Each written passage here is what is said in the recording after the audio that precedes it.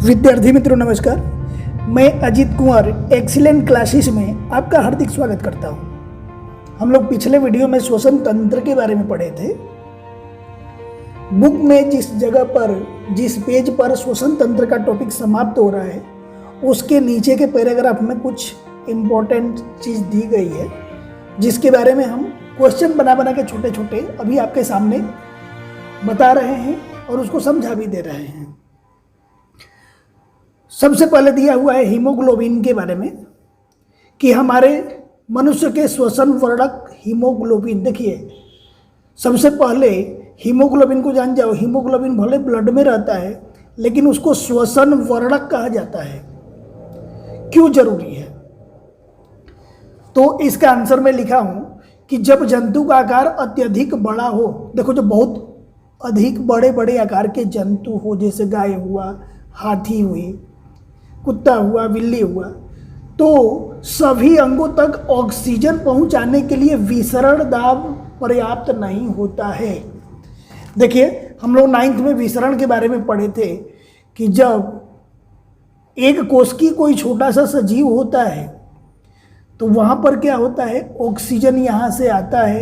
एक ही कोशिका होती है तो विसरण के माध्यम से अलग अलग भागों में पहुँच जाता है। कोशिका एक ही होती है, चारों तरफ अलग अलग भागों में पहुंच जाता है। किसके माध्यम से? विसरण के माध्यम से। विसरण का मतलब होता है फैल करके। लेकिन अगर इसी के बगल में कोई दूसरी कोशिका हो तब इस कोशिका में से ऑक्सीजन दूसरी कोशिका में नहीं पहुंच पाएगी विसरण के माध्यम से। अगर पहुंचती भी है तो समय बहुत अधिक लगेगा। परंतु जितने भी बड़े जानवर होते हैं, जैसे मान के चलो गाय है, कुत्ता है, इसके बाद मनुष्य है, जितने भी बड़े प्राणी होते हैं ये कैसे होते हैं? बहुकोशिकीय सजीव होते हैं। इनमें बहुत सी प्रकार की कोशिकाएं पाई जाती है। इनके शरीर की संरचना बहुत जटिल होती है। यही आगे दिया गया है कि यदि मात्र विसरण की प्रक्रिया के द्वारा अगर श्वसन किया जाए तो फुफ्फुस यानी मनुष्य के फेफड़े से और पैर के अंगूठे तक ऑक्सीजन पहुंचाना हो तो लगभग 3 वर्ष का समय लग जाएगा। देखिए, हमारे शरीर में हर सेकंड ऑक्सीजन चाहिए ऊर्जा प्राप्त करने के लिए, परंतु अगर विसरण की प्रक्रिया से अगर ऑक्सीजन पहुंचाया जाए या ऑक्सीजन पहुंचे तो फेफड़े से और पैर तक पहुंचने के लिए कितने वर्ष का समय लग जाएगा? 3 वर्ष का समय लग जाएगा। अब देखो विद्यार्थी मित्रों, मैं अभी आपको बताया था कि मनुष्य के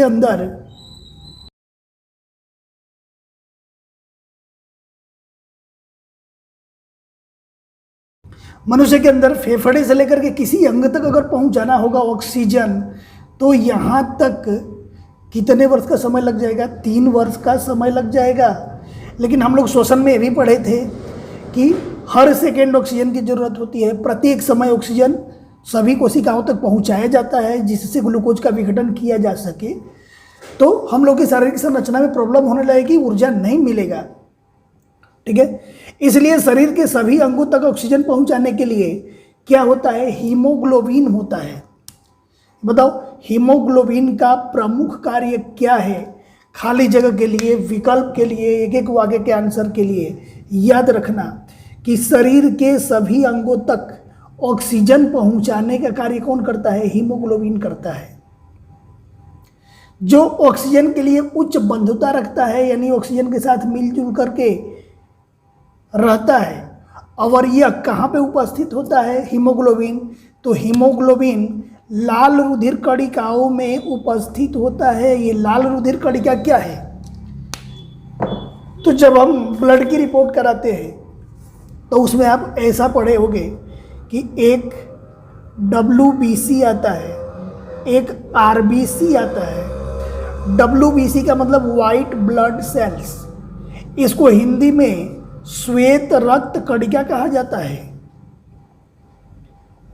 और ब्लड की रिपोर्ट में जो RBC होता है, ये रेड ब्लड सेल्स, इसको हम लोग कहते हैं हिंदी में कि लाल रक्त कणिका। तो ये अपना हीमोग्लोबिन कहाँ पे पाया जाता है?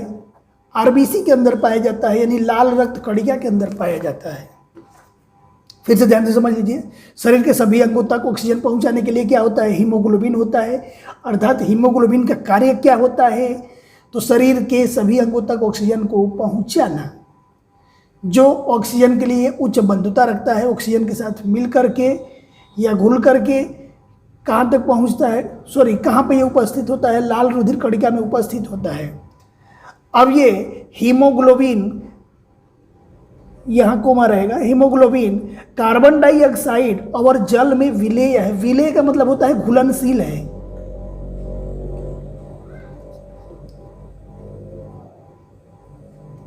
देखिए हीमोग्लोबिन किसमें किसमें घुलनशील होता है, कार्बन डाइऑक्साइड और पानी में।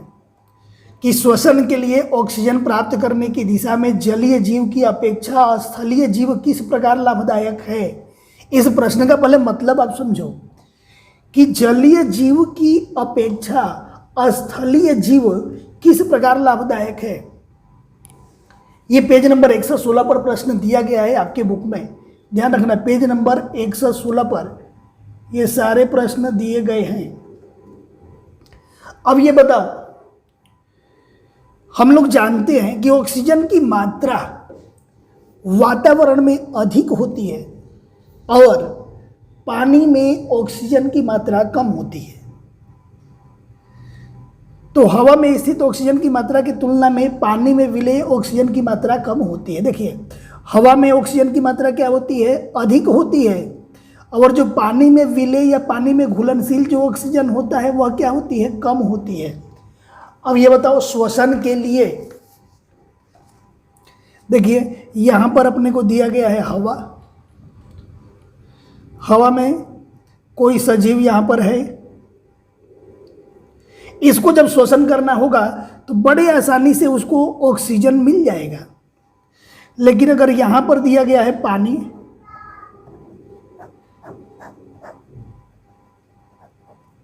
अगर पानी में मान के चलो कि पानी के अंदर अगर कोई मछली है, तो अगर इसको श्वसन करना होगा तो पानी के अंदर ऑक्सीजन की मात्रा होती है कम। पानी में जो घुलनशील ऑक्सीजन होती है वही ऑक्सीजन मछली को मिलने वाला है। तो पानी में ऑक्सीजन की मात्रा क्या होती है, कम होती है। ऑक्सीजन की मात्रा कम होती है, इसके लिए जो स्थलीय सजीव होते हैं, जो जमीन पर रहने वाले सजीव होते हैं, श्वसन के लिए वो लाभदायी होते हैं, यानी उनको आसानी से हवा प्राप्त हो जाती है, आसानी से ऑक्सीजन मिल जाते हैं। परंतु एक चीज़ और आपको यहाँ से समझ लेना है, यहाँ पर ध्यान से समझना। जैसे मान लिया जाए कि अपने को 10 ग्राम ऑक्सीजन की ज़रूरत है। अब आप खुद समझ लो कि ये 10 ग्राम ऑक्सीजन हवा से प्राप्त करना आसान होगा कि यह 10 ग्राम पानी से प्राप्त करना आसान होगा। तो आपका आंसर होगा कि हवा से, क्योंकि हवा में आसानी से ऑक्सीजन मिल जाता है। तो इसलिए जो हवा में प्राणी रहते हैं, हवा में प्राणी रहते हैं, जमीन पर जो प्राणी रहते हैं, इनका श्वसन दर क्या होता है, हवा में रहने वाले प्राणी का या जमीन पर रहने वाले प्राणी का श्वसन दर कम होता है। कम होने का मतलब कि ये धीरे धीरे श्वसन करते हैं, और जो पानी में प्राणी रहते हैं इनका श्वसन दर अधिक होता है, श्वसन दर अधिक होता है, याद रखना। फिर से आप बात समझ जाओ। हवा में स्थित ऑक्सीजन की मात्रा की तुलना में पानी में विलेय ऑक्सीजन की मात्रा कम होती है। ये तो कन्फर्म हो गया कि पानी में जो ऑक्सीजन होती है कम मिलती है, इसलिए जलीय जीव की अपेक्षा स्थलीय जीवों का श्वसन दर कम होता है। देखिए कम किसका होता है, स्थलीय का। जो स्थलीय सजीव होते हैं यानी जमीन पर रहने वाले सजीव होंगे, उन सजीवों का श्वसन दर कम होगा।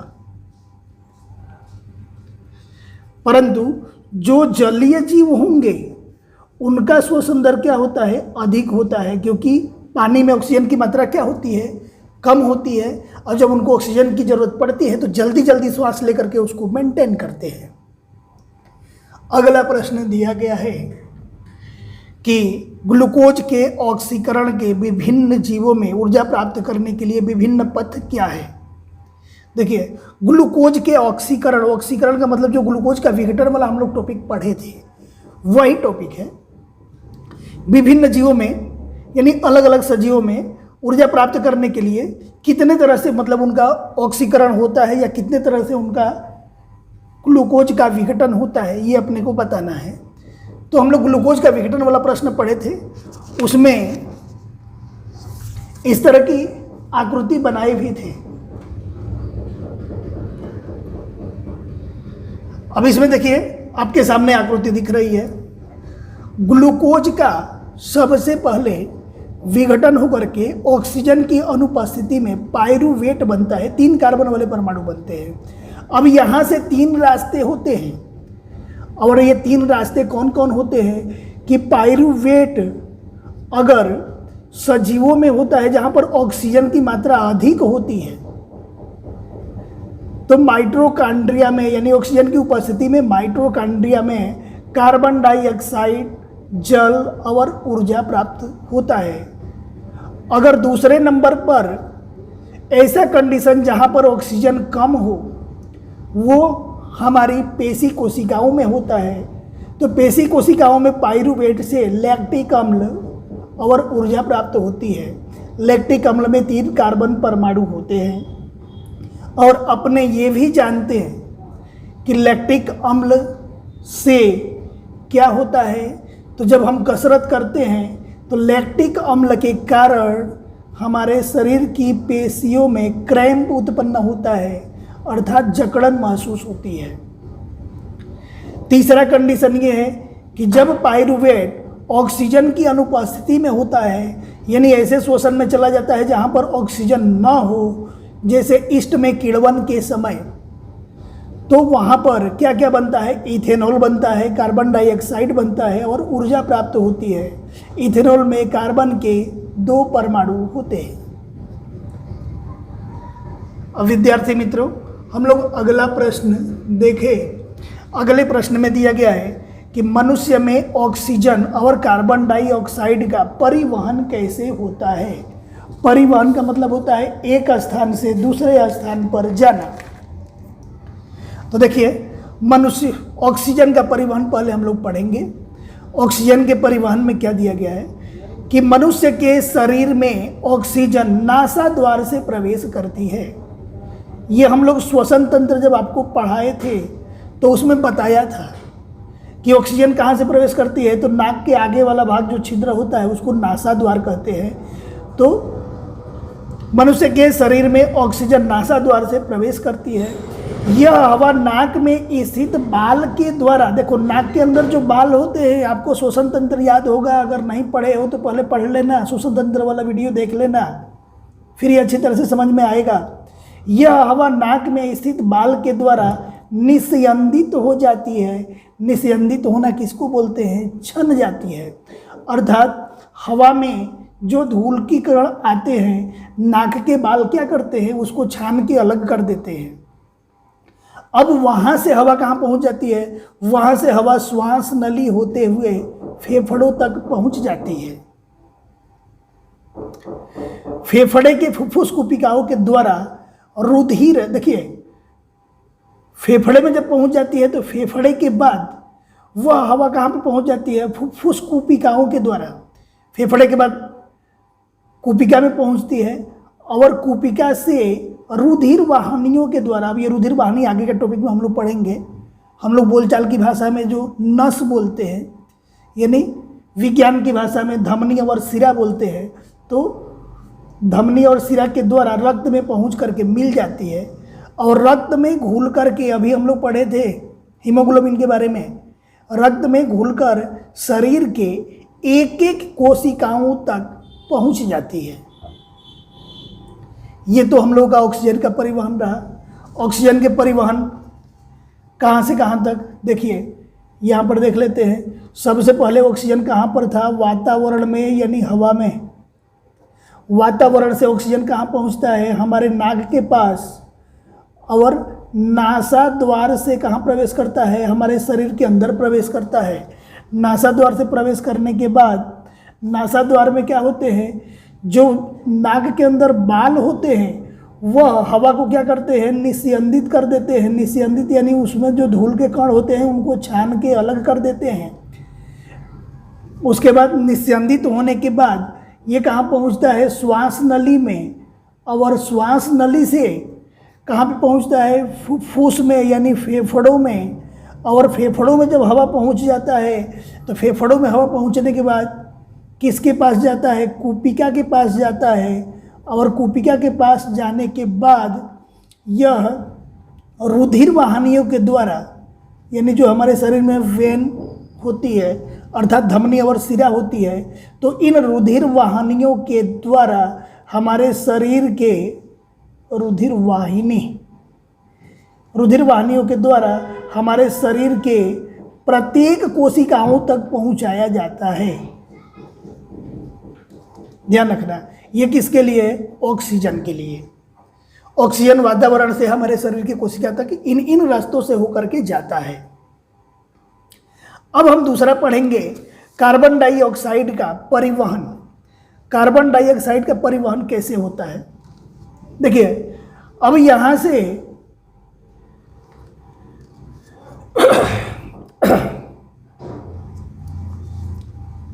हम लोग ऐसा पढ़े हैं कि कोशिकाओं में खुराक का क्या होता है, विघटन होता है, ग्लूकोज का विघटन होता है। जब खुराक का वहां विघटन यानी एक प्रकार का दहन होता है, दहन की एक मंद क्रिया होती है। और जब कहीं भी दहन की क्रिया होती है तो आप जानते होंगे कि दहन की क्रिया होने से वहां पर कार्बन डाइऑक्साइड जरूर उत्पन्न होगा। कहीं भी किसी भी वस्तु का अगर दहन होगा तो दहन होने के कारण वहां पर कार्बन डाइऑक्साइड जरूर उत्पन्न होता है। चैप्टर नंबर 1 में ये चीज़ हम लोग देखेंगे। तो यही आगे दिया गया है कि खुराक के दहन होने से वहाँ कार्बन डाइऑक्साइड उत्पन्न होती है और कार्बन डाइऑक्साइड जल में अत्यधिक विलेय है। और जब ये जल में अत्यधिक विलेय है तो दहन के समय जो कार्बन डाइऑक्साइड उत्पन्न होती है वो क्या होती है, रक्त के साथ घुल करके या रक्त के साथ मिल करके और कहाँ पर आ जाती है, हमारे फेफड़ों के पास पहुँच जाती है। ये रक्त के साथ आसानी से घुलकर शरीर में परिवहन करते हुए, परिवहन का मतलब एक जगह से दूसरी जगह जाते हुए फेफड़ों के पास पहुंच जाती है। और जब फेफड़ों के पास कार्बन डाइऑक्साइड पहुंच जाती है तो श्वसन क्रिया के समय नाक के द्वारा शरीर के बाहर निकल जाती है। देखिए फिर से एक बार इसको देख ले। जब हमारे शरीर में दहन होता है, किसका दहन होता है, खुराक का।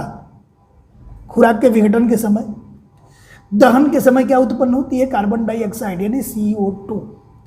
CO2 पानी में क्या होता है, घुलनशील होता है। CO2 कैसा होता है, यह पानी में घुलनशील होता है और पानी में घुलनशील होने के कारण ये रक्त में घुल जाता है। और वह रक्त किसके द्वारा, रुधिर वाहिनियों के द्वारा कहाँ पहुँचा देता है, रुधिर वाहिनी के द्वारा वापस कहाँ पर पहुँचा देता है, फेफड़ा में। और फेफड़ा के पास से यह कार्बन डाइऑक्साइड क्या हो जाता है, श्वसन के समय हमारे शरीर से बाहर निकल जाता है। इस प्रकार कार्बन डाइऑक्साइड अंदर से बाहर निकलती है। फिर से ध्यान से हम लोग समझ लें कि जब खुराक का दहन होता है तो दहन होने पर वहाँ पे कार्बन डाइऑक्साइड उत्पन्न होती है। कार्बन डाइऑक्साइड पानी में घुलनशील होती है। जब ये पानी में घुलनशील होती है तो इसलिए रक्त में आसानी से घुल जाती है।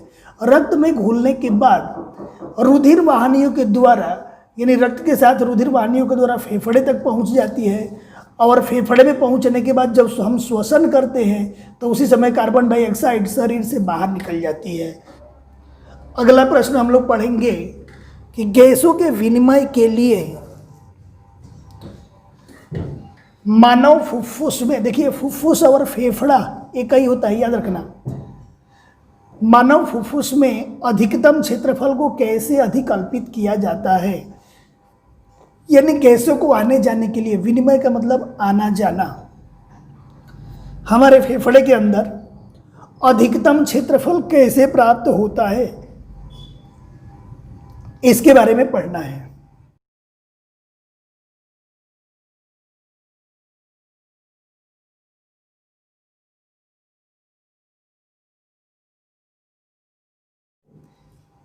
कि गैसों के विनिमय के लिए यानी आने जाने के लिए मानव फुफ्फुस में अंदर का भाग छोटी छोटी नलिकाओं में विभाजित होकर, देखिए अंदर का जो छोटा छोटा भाग होता है और छोटी छोटी नलिकाओं में विभाजित हो जाता है और श्वसनिका के अंतिम सिरे पर गुब्बारे जैसी रचना बनती है। देखिए यहाँ पर ये श्वास नली है, ये जहाँ से दो भागों में विभाजित होती है उसको हम श्वास वाहिनी कहते हैं, और ये श्वास वाहिनी अंदर जाकर के छोटे छोटे कई भागों में विभाजित हो जाती है, इसको हम क्या कहते हैं, श्वसनिका। और श्वसनिका के अंतिम सिरे पर गोल गोल गुब्बारे जैसी रचना होती है, इस गुब्बारे जैसी रचना को हम क्या कहते हैं, कूपिका। श्वसन तंत्र के समय में अच्छी तरह से बताया था, अगर आप श्वसन तंत्र का वीडियो नहीं देखे हैं तो पहले आप उसको देख लें, फिर ये समझ में आएगा। तो इसको हम क्या कहते हैं, कूपिका कहते हैं। और यही कूपिका श्वसन के लिए क्षेत्रफल को बढ़ाती है, गैसों के आदान प्रदान के लिए क्षेत्रफल को बड़ा करती है। आपको याद होगा कि कूपिका को फैला दिया जाए तो 80 मीटर स्क्वायर जितना जगह को घेर लेगा, इतनी पतली होती है और इतने बड़े विस्तरित हो सकती है। तो देखो यहाँ पे यही दिया गया कि गैसों के विनिमय के लिए मानव फुफ्फुस में अंदर का भाग छोटी छोटी नलिकाओं में विभाजित होकर श्वसनिका के अंतिम सिरे पर गुब्बारे जैसी रचना बनाती है, जिसे हम क्या कहते हैं, कूपिका कहते हैं। देखिए ये वाला भाग कूपिका है। अब यह कूपिका गैसों के विनिमय के लिए अधिकतम क्षेत्रफल की सतह उपलब्ध कराती है। एक एक वाक्य के लिए आपको यहाँ से यहाँ तक याद रखना है कि कूपिका क्या करती है, तो गैसों के विनिमय के लिए यानी आने जाने के लिए अधिकतम क्षेत्रफल की सतह उपलब्ध कराती है। अब हम लोग के बुक में क्रियाकलाप 6.8 दिया गया है, तो क्रियाकलाप को पहले आप अच्छी तरह पढ़ लो, और जो जो प्रश्न उसमें पूछे गए हैं उसका आंसर मैं डायरेक्ट बता दे रहा हूँ। सबसे पहले ये पूछा गया है कि मनुष्य में हीमोग्लोबिन की मात्रा कितनी होती है। सामान्य परिसर, परिसर का मतलब होता है रेंज, कहाँ से कहाँ तक होता है, यानी अधिकतम कितना होना चाहिए, न्यूनतम कितना होना चाहिए। तो मनुष्य में हीमोग्लोबिन की मात्रा 12 से 18 ग्राम पर डेसीलीटर। जब आप ब्लड की रिपोर्ट कराओगे तो वहाँ पर हीमोग्लोबिन की मात्रा दिया हुआ रहता है, तो वहाँ पर इस तरह से दिया रहता है कि जी ऑब्लिक दे करके डी दिया रहता है, यानी ग्राम पर डेसीलीटर। तो मनुष्य में हीमोग्लोबिन कितना से कितना होना चाहिए, यानी कम से कम 12 होना चाहिए, अधिक से अधिक 18 होना चाहिए। फिर अगला प्रश्न है कि क्या हीमोग्लोबिन की मात्रा बालक और वयस्क, बालक का मतलब छोटे बच्चे जानते ही हो, वयस्क यानी जो बड़े होते हैं, दोनों के लिए एक समान होता है? तो नहीं, 3 मास से 12 वर्ष तक के बालकों का हीमोग्लोबिन की मात्रा, देखिए जो बच्चे 3 महीने से अधिक होते हैं और 12 वर्ष तक होते हैं, उनके हीमोग्लोबिन की मात्रा 11.0 से 12.5 ग्राम पर डेसीलीटर होता है। जबकि जब बड़े हो जाते हैं तो उनका कहाँ से कहाँ तक होता है, 12 से 18 के बीच में होता है। फिर अगला प्रश्न पूछा गया है कि क्या पुरुष और महिला के हीमोग्लोबिन में कोई अंतर है, यानी पुरुष में जितना हीमोग्लोबिन होता है उतना ही महिला में हीमोग्लोबिन होगा। इसका आंसर होगा हाँ, पुरुष का हीमोग्लोबिन 12 से 18 के बीच में होता है, जो अभी हम लोग यहाँ पर पढ़े, जबकि स्त्रियों का हीमोग्लोबिन 12 से 16 ग्राम पर डेसीलीटर होता है। देखिए स्त्रियों में हीमोग्लोबिन की मात्रा कम से कम 12 होनी चाहिए, अधिक से अधिक 16 होनी चाहिए। फिर अगला प्रश्न पूछा गया है कि गाय और भैंस का हीमोग्लोबिन का सामान्य परिसर बताओ, यानी गाय और भैंस के हीमोग्लोबिन की मात्रा कितनी होती है, अपने को ये समझ लेना है। तो गाय का हीमोग्लोबिन 10 से 15 ग्राम पर डेसीलीटर होता है और भैंस का हीमोग्लोबिन 12.5 से 14.5 ग्राम पर डेसीलीटर होता है। फिर आगे प्रश्न पूछा गया है कि क्या बछड़ों में नर और मादा जंतुओं में समान है। देखिए बछड़ों में यानी गाय का जो बच्चे होते हैं उनमें नर बच्चा होगा या मादा बच्चा होगा, दोनों में हीमोग्लोबिन की मात्रा एक समान होती है, तो इसका आंसर होता है हाँ। देखिए आगे प्रश्न रुधिर के बारे में दिया हुआ है, आगे का टॉपिक रुधिर के बारे में है। रुधिर यानी हम लोग ब्लड के नाम से जानते हैं, जिसको ब्लड या उसको खून भी कहते हैं या रक्त कहते हैं। अलग अलग नामों से जाना जाता है। तो रुधिर अर्थात क्या, उसकी संरचना एवं कार्य लिखो। देखिए, रुधिर एक तरल यानी होता है लिक्विड, पानी जैसा, दूध जैसा, जो आसानी से बह जाए। आप लोग देखे होंगे कि कहीं एक्सीडेंट होता है तो थोड़ा सा भी हाथ पाँव कुछ कट जाते हैं तो वहाँ से रुधिर जब निकलता है, रक्त निकलता है तो तैरने लगता है यानी बहने लगता है। तो रुधिर एक तरल संयोजी ऊतक है। संयोजी यानी जोड़ने वाला। ऊतक के बारे में हम लोग 9th में पढ़ चुके हैं, ऊतक के अलग अलग प्रकार। तो रुधिर कैसा होता है, संयोजी ऊतक होता है।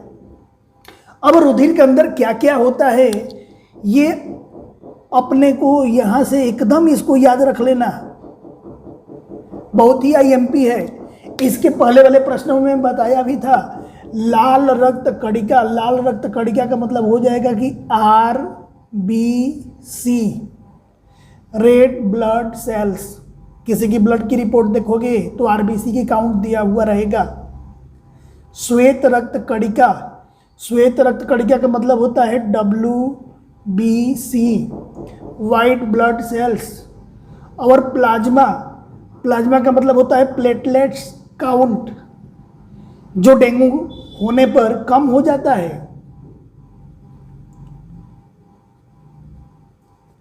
प्लेटलेट्स के जो काउंट होते हैं उसको हम क्या बोलते हैं, प्लाज्मा बोलते हैं।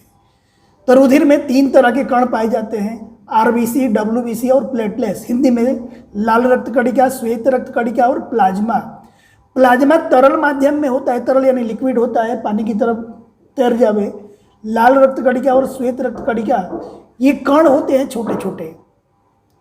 कहीं पर आप देखे होंगे कि अगर किसी का हाथ कट जाता है तो उस कंडीशन में हाथ के ऊपर सफ़ेद, त्वचा के नीचे एक सफ़ेद अस्तर दिखाई देने लगता है और उस सफ़ेद अस्तर पर तुरंत ब्लड निकलना नहीं शुरू होता है।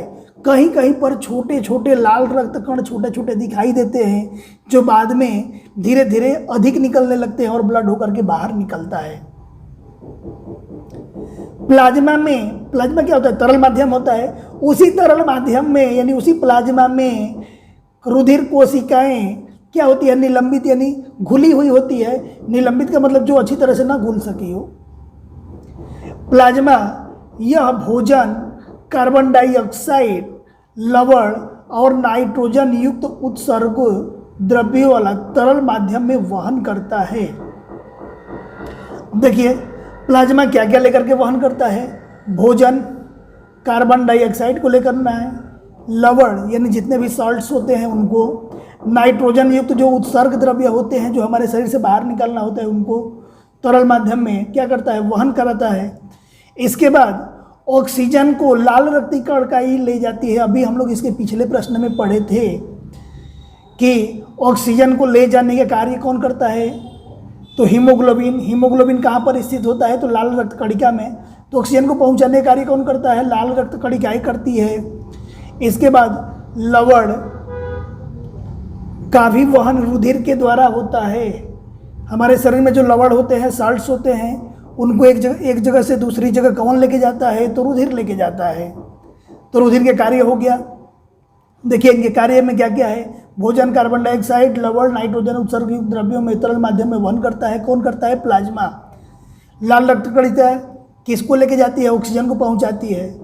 इसके बाद लवण जितने भी होते हैं एक जगह से दूसरी जगह पहुंचाने का कार्य कौन करता है, उसको रुधिर करता है। यानी समझ लो कि भोजन के खुराक के अंदर जो भी उत्सर्ग पदार्थ निकलते हैं अथवा जो पोषक तत्व प्राप्त होते हैं उन पोषक तत्वों को एक जगह से दूसरी जगह तक लेके जाना कौन करता है, रुधिर करता है।